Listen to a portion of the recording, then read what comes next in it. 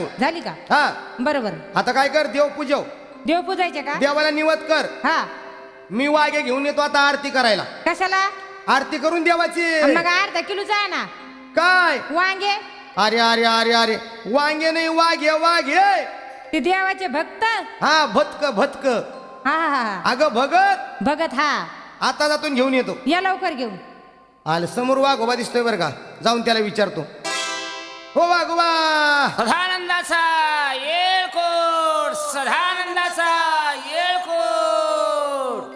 वाघोबा, काय अहो आमची तळी भरायची, येता का? असं का? हा सर्व काही सामान आणलं ना?